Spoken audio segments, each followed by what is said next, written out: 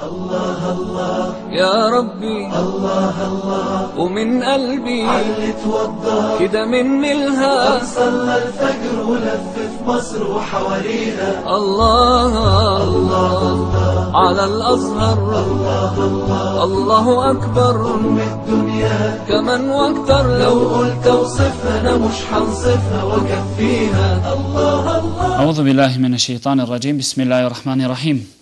إن الحمد لله نحمده ونستعينه ونستغفره ونعوذ بالله من شرور أنفسنا وسيئات أعمالنا. من يهده الله فلا مضل له ومن يضلل فلا هادي له.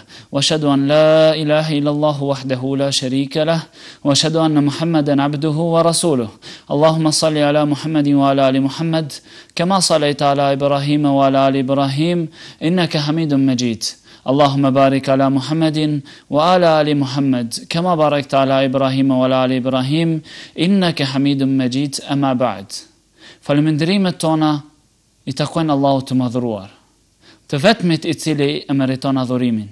Ndërsa salavatet dhe selamet qofshin mbi pejgamberin sallallahu alaihi wasallam, familjen e tij, shokët e tij dhe të gjithë ata të cilët e ndjekin rrugën e tij deri në ditën e gjykimit.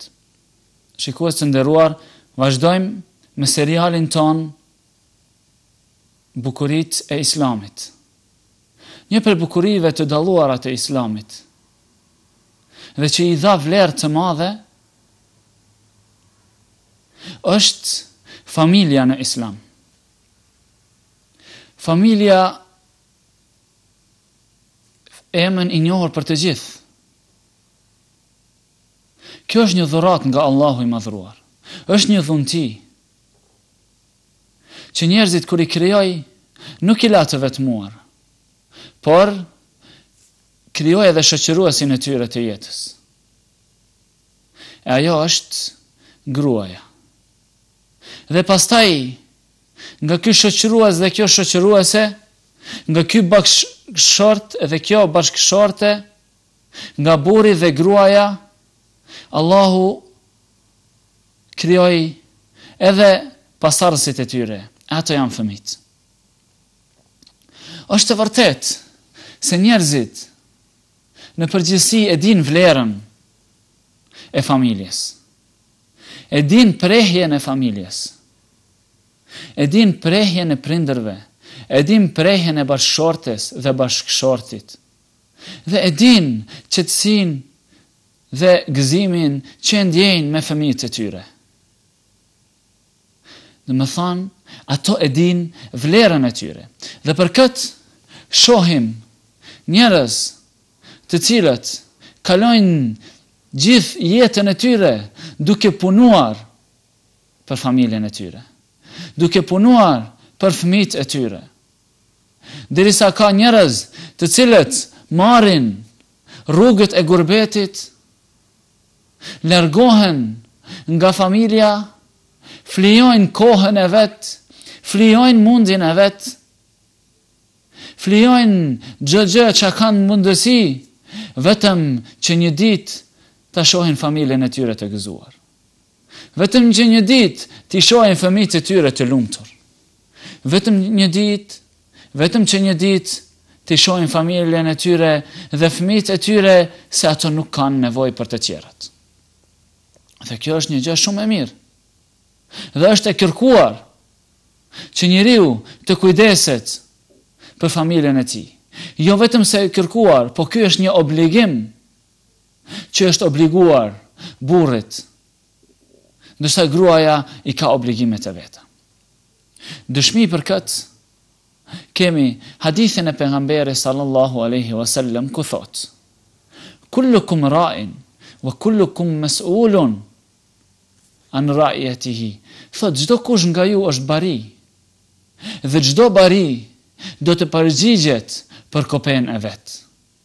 Do të thonë çdo kush nga ju, pa marr parasysh a është burr apo është grua, ai është bari.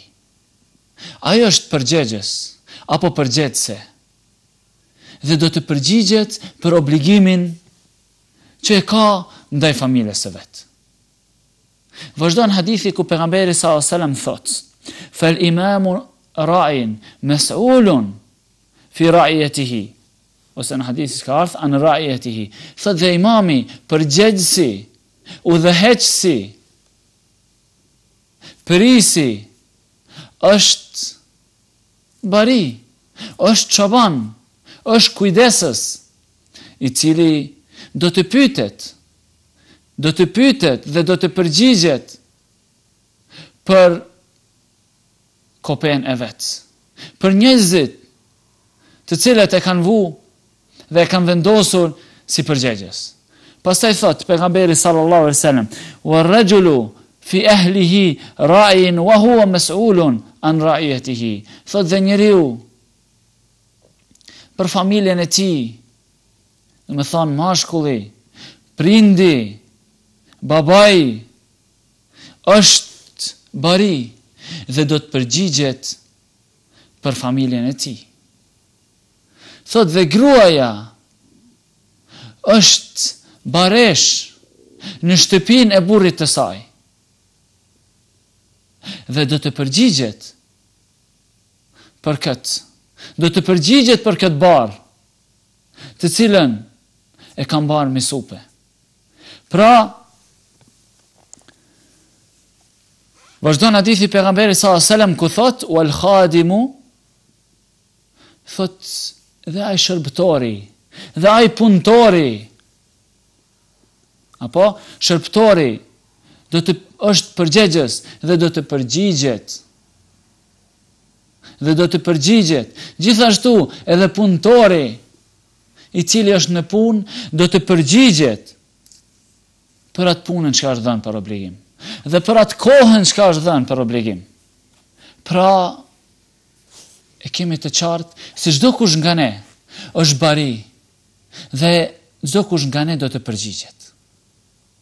Vllai dashur, do të përgjigjesh për anën ekonomike, a je kujdesur për familjen tënde. Por gjithashtu edhe gruaja do të përgjigjet, a është kujdesur për shtëpinë e burrit të vet? Apo ka lënë diçka mangut? Për atë spari, kujdesu për atë çka të është bërë obligim dhe pastaj del apo ndaj kohë për gjërat vullnetare. Familja është emanet në supet tona. Dhe për këtë jemi të obliguar të kujdesemi për ta. Por çka është më shumë rëndësi? Jemi të obliguar të kujdesemi për edukatën e tyre. Pra sot nuk do të flasim për familjen në përgjithësi, do të flasim për edukatën e tyre. Dhe obligimi ynë ndaj tyre. Sot, kur e kemi harruar njërën pjesë të obligimit tonë familjar, jemi dhënë vetëm pas anës ekonomike, ku prindi kalon orë të tëra në punë, dhe nuk takohet me gruan e tij vetëm se pak, dhe nuk takohet me fëmijët e tij vetëm se pak. Është dhënë vetëm një qëllimi, ajo është fitimi material. Ndërsa ajo që është më rëndësishmja, edukimi fetaro-moral është harruar dhe nuk i jepet rëndësi. Allahu i madhruar thot: A'udhu billahi minash shaitanir rajim. Ya ayyuhalladhina amanu qu anfusakum wa ahlikum nara. Thot o ju që keni besuar. O ju që keni besuar. Ruani familjen tënde. Ruani familjet tuaja. Ruani vehtët tuaja dhe familjet tuaja nga zjarri. Wa quduha an-nasu wal hijara. Thot lëndjekse e të cilës është njeriu dhe gurët. Pra ruani vehtën tuaj, ruani familjen tuaj nga zjarri i xhehenemit. Lëndjekse të cilët do të jenë njerëzit dhe gurët. Thot rreth tyre ka melek të fortë, të rrept. La yasun Allah ma amarahum wa yaf'aluna ma yu'marun. Ato nuk i bën Allahu të mëkat. Për çka ju udhrohet dhe ato çka ju udhrohet atë veprojnë. Pra Allahu të obligon që të ruajë veten dhe familjen tënde. nga zjarri, ta mësojsh veten dhe familjen tënde për gjërat që të pengojnë të jesh nga banorët e zjarrit. Dhe ti urdhrosh të ndjekin rrugën që i shpije drejt shpëtimit dhe i shpije drejt xhennetit. Edukimi i familjes fillon nga zgjedhja e bashkëshortes. Më thonë, edukimi familjar fillon nga zgjedhja e bashkëshortes. Si që ka në hadith të pejgamberit sallallahu alaihi wasallam. Thot, tunkahul mar'a li arba. Thot, gruaja martohet për 4 gjëra. Li maliha, wa li nasabiha, wa li jamaliha, wa li diniha. Martohet për pasuri.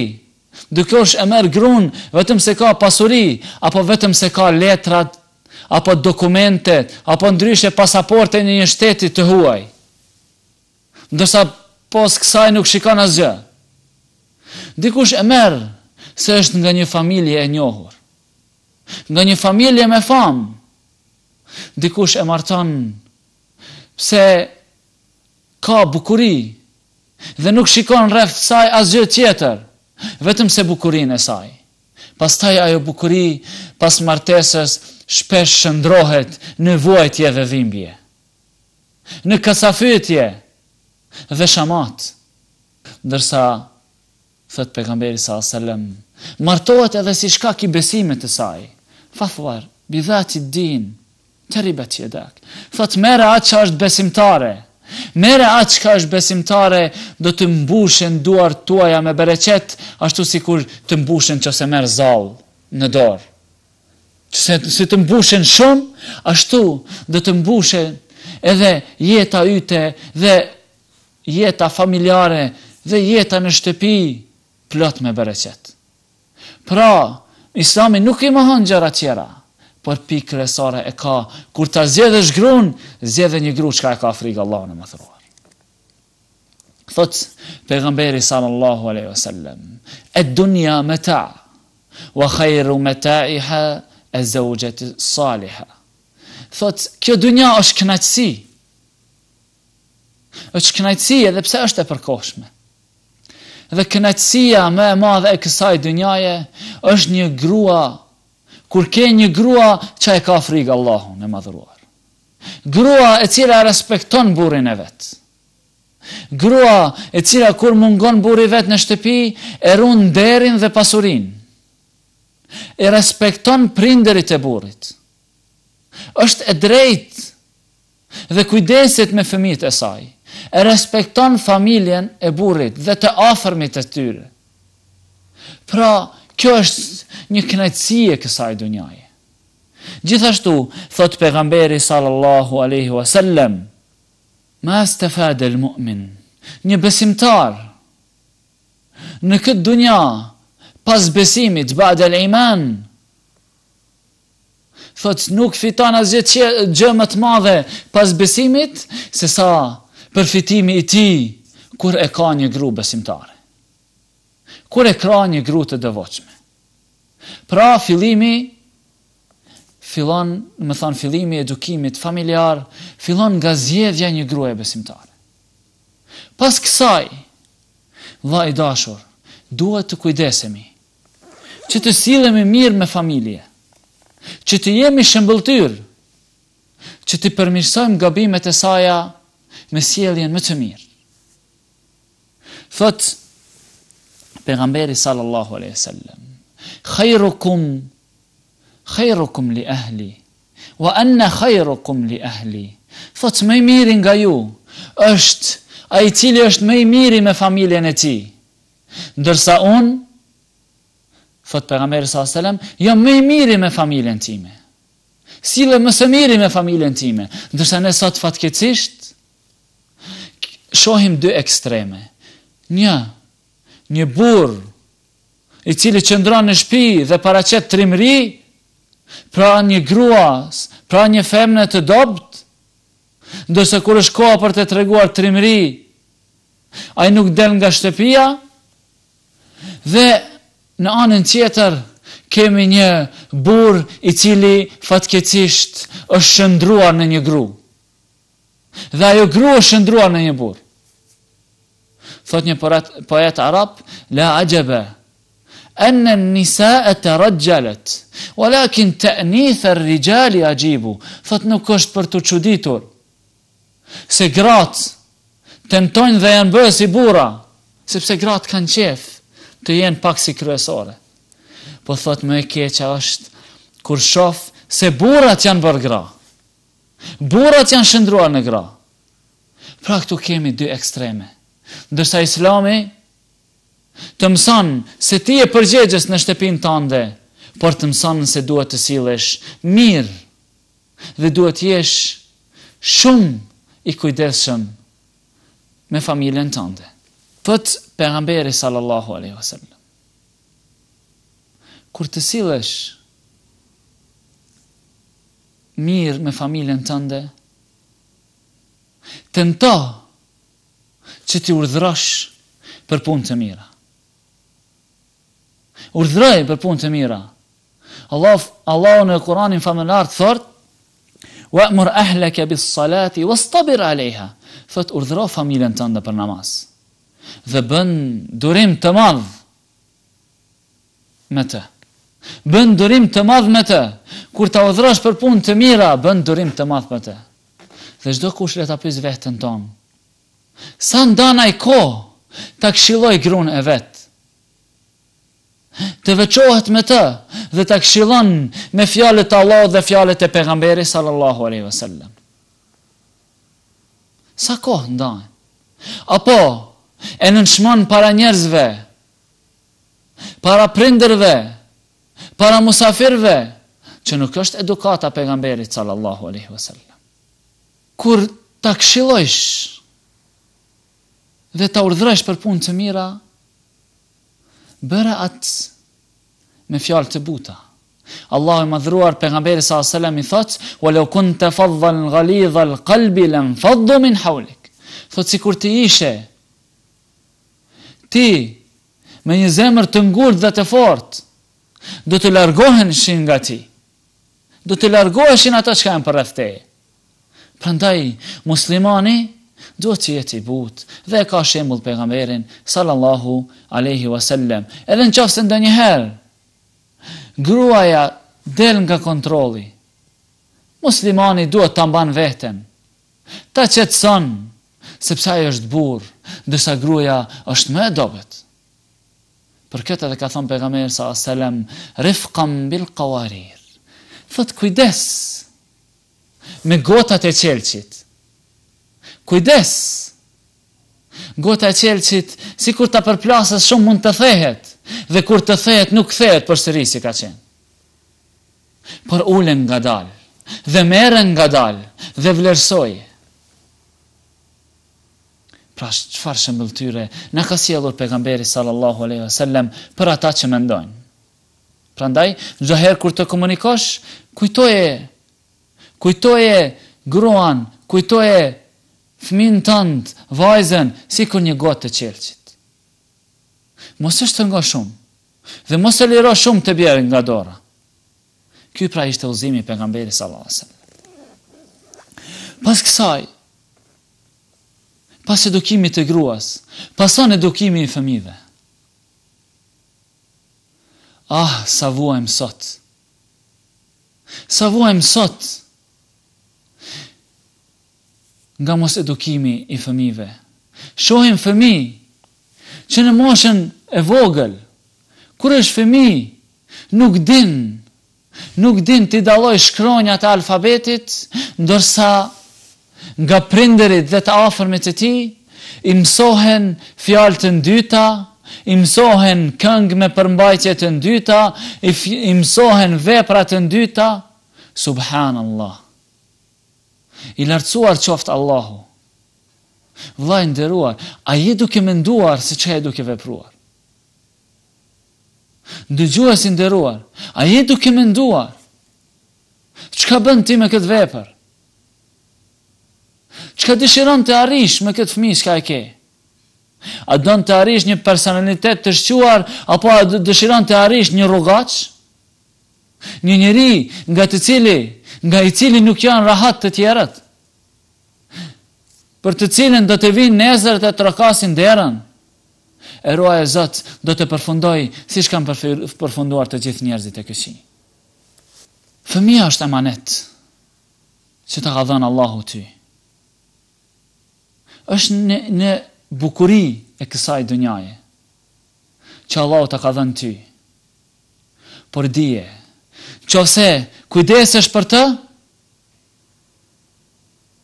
për edukimin e ti, do të sheh të lumtur në këtë dunja, por insha Allah dhe në dunjan tjetër. Por nëse nuk kujdesesh, do të sheh nga ata që ka vuajnë në këtë dunja, po edhe ti do të vuajsh nga ky, po do të vuajnë edhe në dunjan tjetër. Po çka është? Edhe me më rëndësi, do të vuash edhe ti, kur nuk do të gjesh përgjigje për pyetjen se çka ke bërë për këtë amanet, për këtë kope që të është dhënë ndër obligim, që të është dhënë ndër obligim. Dhe si nëna do të përgjigjet kur nuk ka nda kohë fare për edukimin e fëmijëve të saj. Ka kaluar orë të tëra para serialeve, para televizoreve, me shoqe, ndërsa nuk ka nda kohë për edukimin e fëmijët të saj. Nuk ka nda kohë të afroj fëmijën e saj, të shpreh problemet me prindër e jo me njerëz, të cilët mund të shfrytëzojnë për intereset e tyre. Dije vllai dashur, dije ndëgjues i nderuar, nëse fëmiu yt vdes dhe nuk je kujdesur për të, a thua vallë, si do të atakoj Allah. Por nëse edhe ti vdes dhe nuk je kujdesur për të, ti si do të atakojsh Allah. Ndërsa si kur ta edukojsh e fëmin, do të kishe ti dobi, po do të kisht edhe fëmija yt. Thot pejgamberi sallallahu alaihi wasallam, idha mata ibnu Adam, inqata amaluhu illa min thalatha. Nëse vdes biri i Ademit, nëse vdes një njeri, thot ndalet të gjithë veprat, çdo send ndalet, përveç 3 lloj. Thot sadaqatun jariyah, ilmun nafi yantafi'u an-nas bihi, wa waladun salihun yad'u lahu. Thot ndalen gjithë veprat përveç një sadaka të rjedhshme, një lëmoh të rjedhshme që ka bërë vetëm për Allahun. E kanë ndërtuar një xhami vetëm për Allahun, jo për njerëzit. Kanë ndërtuar një vend, një çeshëm, apo një vend tjetër që njerëzit e shfrytëzojnë për punë të mira dhe kanë dobi nga ajo, por e ka bërë vetëm për Allah, jo për të përmendur. Nëse e bën për të përmendur, do të përmendesh dhe sevap nuk ke. Nëse e bën për Allah, ruaje për Allah. E dyta është një dituri çka e ka lënë për të përfituar njerëzit nga ajo, dhe qëllimi i tij ka qenë përfitimi i njerëzve dhe kënaqja e Allahut. Dhe e treta, dhe këtu është argumentimi ynë, është ka lënë fëmijë të cilët luten, e lusin Allahun që t'i fal prindërit e tyre, që t'i janë ngris gradat në xhenet dhe Allahu ua pranon atyre. Kjo pra është dobia e edukimit të fëmijëve edhe pas vdekjes. Dije vëllai i dashur, nëse dëshiron familje të mirë, nëse dëshiron të jesh me ato në xhenet, Allahu thot, dhe ato thot, walladhina amanu, thot dhe ato të cilët besuan, thot neja thot wa tabathum dhurriyyatuhum, dhe i kanë ndjekur familja e tyre, fëmijët e tyre i kanë ndjekur rrugën e tyre, e kanë ndjekur fen, e kanë praktikuar fen. Thot ne thot do t'i bashkojmë familjen e tyre me ata, edhe nëse këta janë në grada më të larta të xhenetit.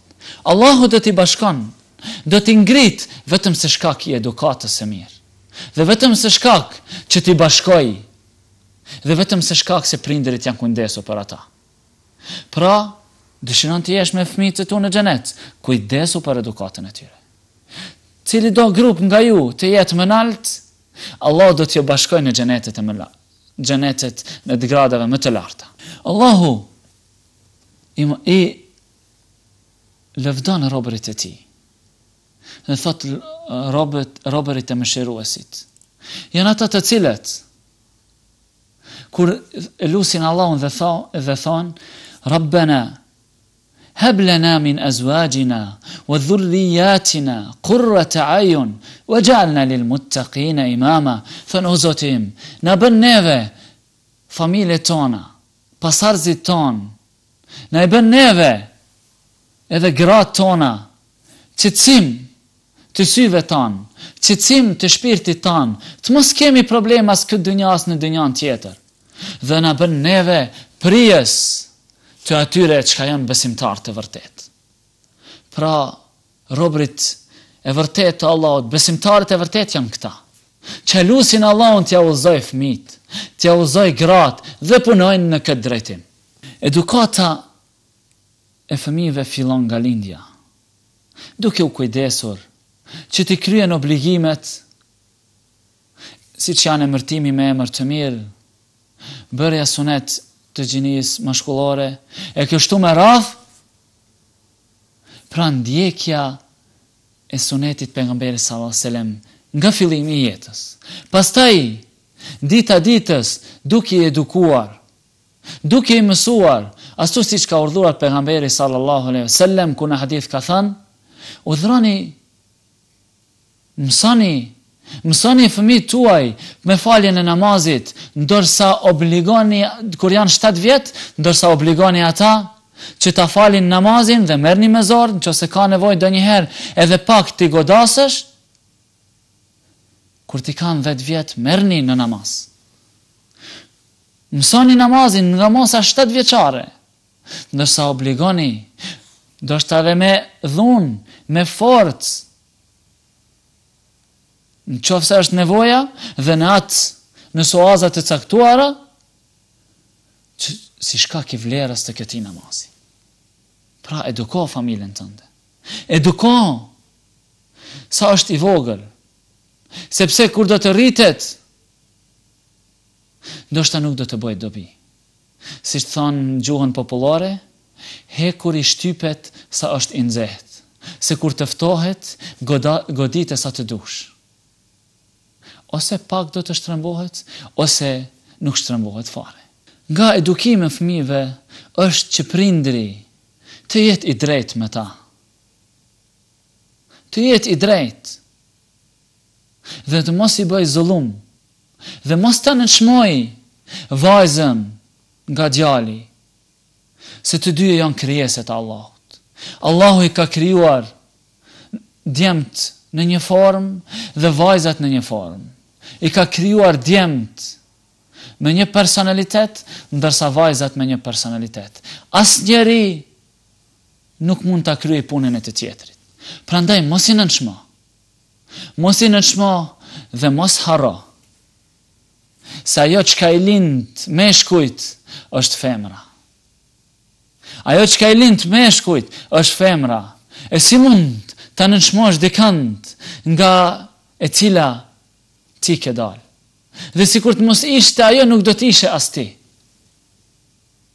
Pra bëhu i drejt dhe kujdes. Allahu ka krijuar dhe kujdon i jep vajza dhe kujdon i jep meshkuj. Dhe duhet të jemi të kënaqur me dhuntit e Allahut dhe të dyja këta janë nga bukuritë e Allahut në këtë botë. Ne duhet të kujdesemi të edukojmë fëmijët tanë edhe në edukat shoqërore përveç asaj fetare.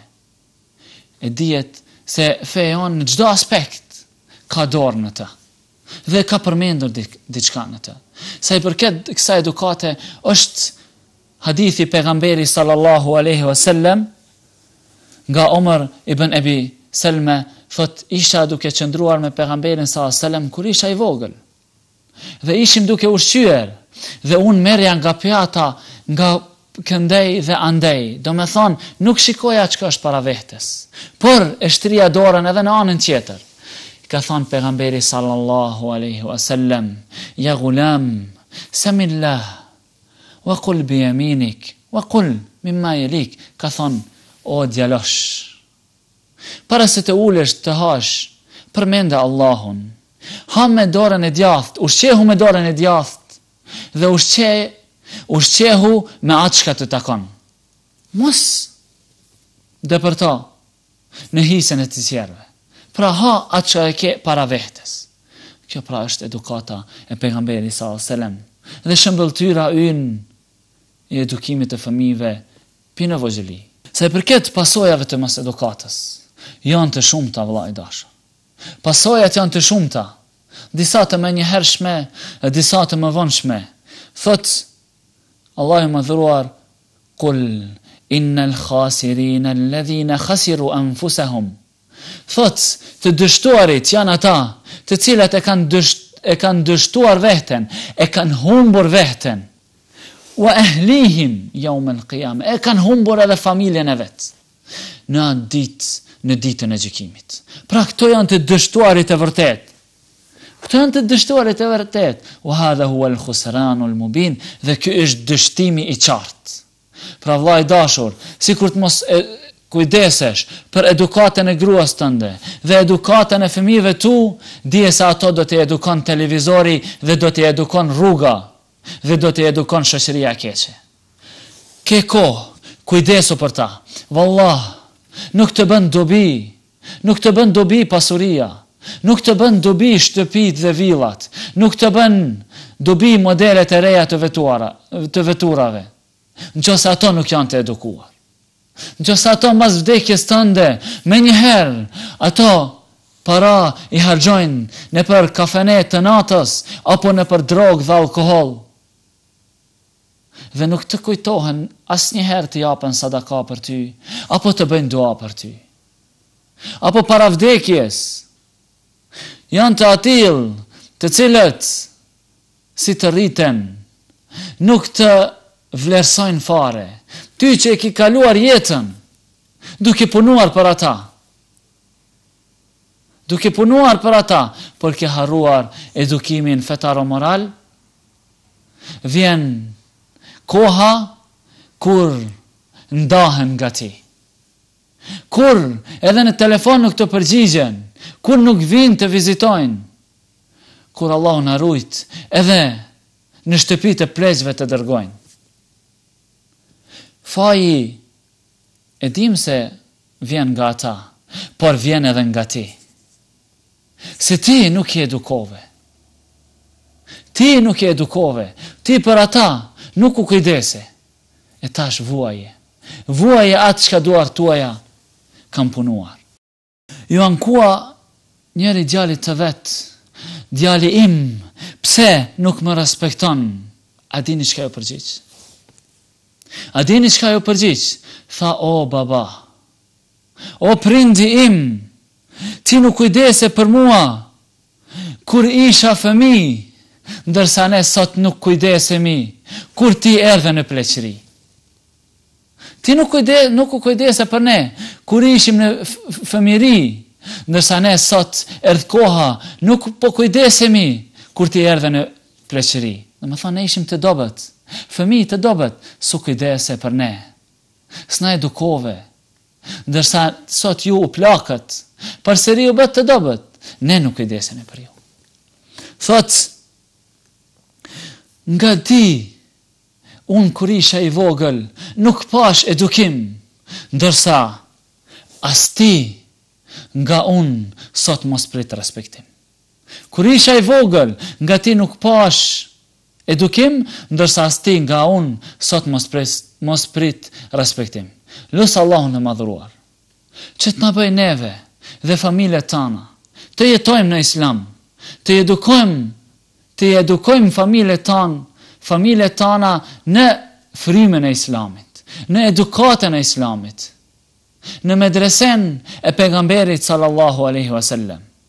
Të jenë shembulltyr për ne, për vendin ku jetojmë, për shoqërinë ku jetojmë, se di e vëllai dashur, nëse edukohet fëmia, edukohet nëna, këto janë disa persona që formojnë familjen. Dhe familja është pjesë e farefisit, si kur familjet që edukohet farefisi, ndërsa shoqëria për të edukuar duhet ketë farefise farefise të edukuara. Kjo është si një shtëpi, e cila i ka të gjitha tullat e shëndoshta, është edhe shtëpi e shëndosht. Edhe ne, nëse dëshirojmë të kemi shoqëri të shëndosht, duhet të kemi farefise të shëndosht. Të kemi farefise të shëndosht, të kemi familje të shëndosht. Të kemi familje, duhet të kemi antar të familjes të shëndosht. Pra, le të kujdeset çdo kush nga ne, ta edukoj familjen e vet. Të edukoj të afërmit e tij, kështu që bashku të formojmë një shoqëri të shëndosht, një shoqëri të fortë, me të cilën do të krenohemi para popullit tan, po do të krenohemi para gjithë botës, si njerëz krenar me moral, edukat, shkencë e kështu me radhë. Lut Allahun e madhruar që të na pranoj këto vepra, të cilat po i bëjmë për Ramazan, të pranoj këta ligjërata që i kemi bërë në serialin Bukuritë e Islamit. Lut Allahun e madhruar të gjithë ata të cilët kanë marrë pjesë në realizimin e këtij programi, gjithashtu duke vlerësuar edhe televizorin Art, lut Allahun e madhruar të gjithë ata të shpërblej, të jep sukses në jetën e tyre dhe të shpresoj që edhe me tutje të punojmë së bashku njëri përse tjetrin të lidhur në shpërndarjen e fesë Allahut dhe edukimin e popullatës son.